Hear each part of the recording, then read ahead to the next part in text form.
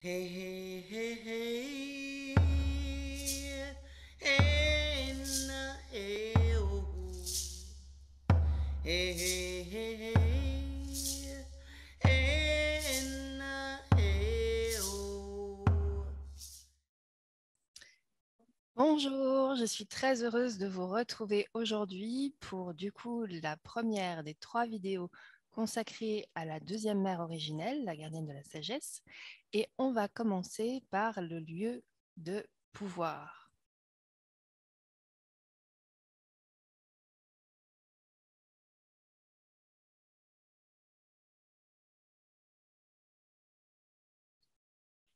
Elle nous dit, de nombreux livres ont été écrits à propos d'un personnage, réel ou mythique, se rendant dans un lieu qui les apaise pour se retrouver et se réaligner avec eux-mêmes ou avec le grand mystère. La Bible dit que Jésus s'est rendu dans le désert, dans un jardin, puis dans une autre occasion à la mer. Morgane Lafay, quant à elle, s'est rendue au tumulus consacré à la déesse, Bouddha sous un figuier appelé depuis l'arbre de la Bodhi, Jeanne d'Arc dans un mausolée sur une colline. Merlin, quant à lui, allait dans une grotte remplie de cristaux à Wells et Quetzalcoatl au pied de l'arbre tulé à Oaxaca, Mexico, alors qu'Abraham se rendait dans des endroits sauvages et désertiques. Chacun d'entre eux était parti en quête d'un lieu de pouvoir. Les lieux de pouvoir sont aussi variés et uniques que le sont chacune des personnes sur la planète. La Terre-Mère regorge de lieux magnifiques par leur diversité et tellement différents les uns des autres énergétiquement qu'un site sera capable d'attirer fortement une personne tout en laissant quelqu'un d'autre indifférent. Les lieux de pouvoir ne sont pas spécifiquement amérindiens. Des gens du monde entier se rendent sur des lieux précis où ils ressentent une forte connexion à Terre-Mère. Chaque centimètre carré de Terre-Mère est sacré et chaque lieu est un endroit de connexion, c'est-à-dire d'ancrage, pour quelqu'un. Donc tout ça sont des notions qui vont vous permettre un petit peu de comprendre mieux et on va passer là dans la pratique pour pouvoir savoir comment vous allez pouvoir trouver votre lieu de pouvoir. Donc, un lieu de pouvoir qui soit cette fois-ci personnel, qui soit le vôtre, c'est-à-dire celui où vous allez vous sentir bien, mais qui ne serait pas le lieu de quelqu'un d'autre, parce que quelqu'un d'autre pourrait être attiré par un lieu complètement différent. Le lieu de pouvoir, au passage, voilà, Jamie ne le dit pas, mais elle y fait allusion plusieurs fois, il n'est pas unique, c'est-à-dire qu'on peut avoir plusieurs lieux de pouvoir, à la différence de l'heure de pouvoir qu'il a évidemment dans le temps peut varier, mais on en a une seule. Donc, comment trouver son lieu de pouvoir? Eh bien, la proposition, ça va être de marcher, donc de parcourir un territoire à pied et de se laisser guider par une sensation intérieure d'attraction pour un lieu précis qui va nous guider et qui va nous permettre de nous arrêter à l'endroit où on sentira que c'est juste. Jamie nous donne quelques indications. Elle nous dit que ça peut très bien ressembler à une douce poussée dans le dos, que ça peut aussi être fulgurant comme l'éclair, que ça peut être comme un chuchotement dans le vent, ou alors ressenti plutôt comme une ouverture du cœur, et que quoi que ce soit, c'est à nous de sentir, de nous ouvrir à nos sensations intérieures parce que ça va prendre une forme différente pour chacun. Et elle nous invite donc à avoir confiance en nos ressentis. Donc, on va pouvoir s'intérioriser tout en marchant et pouvoir se tenir aux aguets, se tenir vraiment en vigilance intérieure pour pouvoir capter le moindre des ressentis.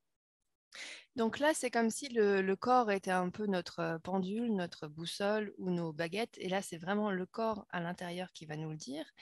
Grâce à ces sensations, on va sentir un peu comme dans le jeu du chaud et du froid, si on se rapproche ou si on s'éloigne du point. Et grâce à ça, on va pouvoir trouver ce lieu. Donc ça peut prendre du temps, il s'agit d'avoir confiance dans ce qu'on ressent et de continuer à pratiquer. Éventuellement de changer d'endroit, d'aller dans un endroit où on pense que des lieux pourraient nous plaire et de continuer jusqu'à ce qu'on sente et qu'on trouve un lieu dans lequel on sache qu'on est arrivé. Une fois que vous serez arrivé, vous allez vous asseoir en silence et dans le calme. Et grâce à cet état de silence intérieur, vous allez pouvoir vous connecter, laisser la connexion se faire Et une fois cette connexion réalisée, vous allez le sentir parce que ça va circuler. Ça va circuler dans votre corps et vous le ressentirez. Cette connexion, vous pourrez la sentir de façon faible ou intense. Et donc, plus vous pratiquerez, plus ce sera fort. Et donc, Jamie nous dit que lorsque la connexion est vraiment très forte, alors il est possible de devenir un avec les chefs de clan de l'eau, de la terre, de l'air et du feu. Et qu'à partir de cette sensation, il est possible de changer la météo, les conditions météorologiques, qu'il est possible de faire des guérisons très précises ou de communier avec l'esprit du monde. Et elle nous rappelle que c'était une pratique courante des hommes et des femmes médecines amérindiens et que c'est à partir de cette pratique en fait qu'ils arrivaient et qu'ils étaient capables de commander aux éléments. C'était aussi cet ancrage, cette forte connexion à la Terre, un des moyens pour pouvoir recevoir de l'énergie supplémentaire et du coup un ancrage qui allait permettre aux rêves et aux projets de se réaliser. Le mot pouvoir, nous dit-elle, est devenu un fourre-tout et par conséquent, il ne nous permet plus d'avoir une pleine compréhension du rôle que jouent les êtres humains en tant que catalyseurs. Une clarification est nécessaire pour comprendre le véritable sens du mot pouvoir. Parler d'un lieu de pouvoir peut être troublant pour ceux qui associent au mot pouvoir la notion de contrôle. Contrôler, c'est abuser ou faire un mauvais usage d'une capacité. Pour d'autres, le mot pouvoir peut être connecté à celui d'autorité. Alors, il est possible que nous déléguions notre autorité à d'autres personnes en ne disant pas ou en ne marchant pas notre vérité. Mais il est impossible de céder son pouvoir à quelqu'un d'autre. Nous pouvons partager nos dons, nos talents et nos capacités au-delà du raisonnable, mais personne ne pourra jamais nous forcer à les détruire. Nous pouvons enfouir nos talents, être effrayés de les utiliser ou même renier nos dons par peur de l'échec ou d'en faire un mauvais usage. Dans tous les cas, lorsque nous nous rendons sur Terre-Mère dans un lieu de pouvoir afin de nous reconnecter à elle, il est nécessaire de faire le ménage afin que ces idées limitantes puissent être balayées et que nous puissions de nouveau ressentir son énergie nourricière et soutenante qui nous aidera à poursuivre notre chemin de découverte du soi. Je vous souhaite une très très belle lune et on se retrouve avec encore davantage d'informations dans les autres vidéos. Au revoir et belle journée. I'm not saying